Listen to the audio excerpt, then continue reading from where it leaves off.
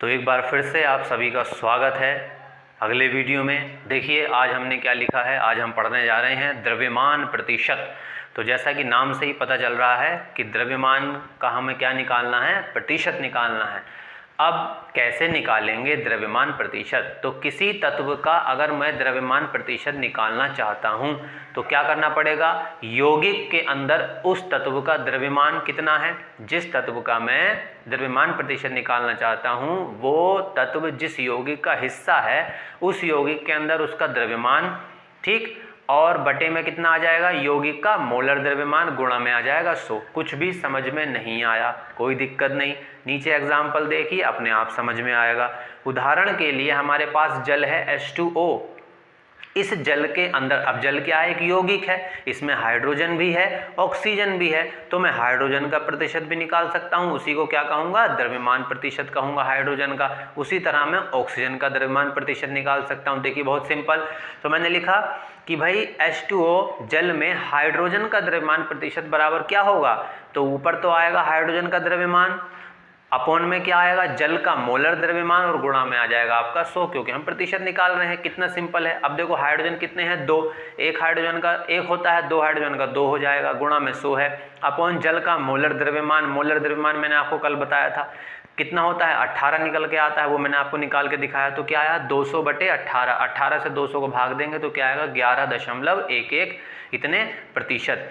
यानी हमें ये पता चला कि अगर H2O हमारे पास है तो उसके अंदर जो हाइड्रोजन मौजूद है वो कितने प्रतिशत मौजूद होता है, वो 11.11% मौजूद होता है। अब 100% होती है कोई भी चीज़, इसमें से इसको माइनस करेंगे तो ऑक्सीजन का निकल जाएगा। आप ऐसे सीधे भी निकाल सकते हैं, नहीं तो आप सीधे सीधे फॉर्मूला बेस्ड भी कर सकते हैं, जैसे मैंने क्या लिखा। इसी प्रकार ऑक्सीजन का द्रव्यमान प्रतिशत निकालना चाहता हूँ, मतलब सिंपल सिर्फ इतना है कि भैया किसी यौगिक के अंदर यानी जल के अंदर ऑक्सीजन कितने प्रतिशत है और जल के अंदर हाइड्रोजन कितने प्रतिशत है। तो जल हमारा यौगिक है, उसमें मैं हाइड्रोजन का द्रव्यमान प्रतिशत निकाल सकता हूँ, उसी से मैं ऑक्सीजन का द्रव्यमान प्रतिशत निकाल सकता हूँ, वही हमने किया। तो देखो इसी प्रकार ऑक्सीजन का द्रव्यमान प्रतिशत क्या निकल के आया, ऑक्सीजन का द्रव्यमान बटे जल का मोलर द्रव्यमान और गुणा में आ गया 100। यानी जिसका द्रव्यमान प्रतिशत निकालना है उसको ऊपर लिखना है और उस पूरे को नीचे लिखना है, जो अगर वो जल है या कोई भी यौगिक है, गुणा क्या करनी है, 100 से गुणा करनी है। अब देखो ऑक्सीजन इसमें एक ही होता है, ऑक्सीजन का एक परमाणु होता है, एक ऑक्सीजन परमाणु कितना होता है द्रव्यमान 16, तो 1 × 16 बटे में 18 मैंने डायरेक्ट लिख दिया। जल का मोलर द्रव्यमान 18 होता है गुणा 100, तो ये कितना आ गया 1600/18, 18 से भाग देंगे 1600 को तो कितना आएगा 88.88 लिख सकते हो, 89 भी लिख सकते हो, ठीक। तो इस तरह से हम किसी भी यौगिक के अंदर उसके जितने भी तत्व हैं उसके अंदर उनका द्रव्यमान प्रतिशत आराम से निकाल सकते हैं। अगर फिर भी समझ में नहीं आया है, एक बार वीडियो को दोबारा से देख लो, आपको समझ में आ जाएगा। इसमें कुछ भी ऐसा नहीं है।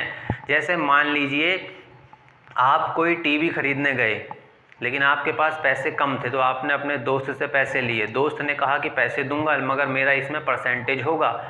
आपके पास 75 रुपये थे, मान लो 100 रुपये का टीवी है, आपके पास 75 रुपये थे और आपके दोस्त के पास कितने थे, 25 रुपये थे। आपने दोनों ने पैसे जोड़े और 100 रुपये का टीवी ले लिया, तो आपका उसमें कितना प्रतिशत हुआ, 75% हुआ, और आपके दोस्त का कितना हुआ, कितना नहीं हुआ, 25%। आपका 75, आपके दोस्त का 25। तो बस वही वैसा ही कुछ है कि भाई जल है, जल में ऑक्सीजन कितने प्रतिशत है, जल में हाइड्रोजन कितने प्रतिशत है, वो निकालने के लिए फॉर्मूला है। जो भी निकालना चाहते हो, जिसका भी प्रतिशत निकालना चाहते हो, उसका द्रव्यमान ऊपर लिखो, उस नीचे उसके पूरा द्रव्यमान लिखो उस चीज़ का और गुणा 100 कर दो, द्रव्यमान प्रतिशत आराम से निकल के आपके सामने मौजूद होगा। इसमें कुछ भी नहीं है, ये बहुत ईजी है, बस आपको फॉर्मूला ध्यान रखना है, बस इसी से आप इसकी डेफिनेशन भी लिख पाएंगे।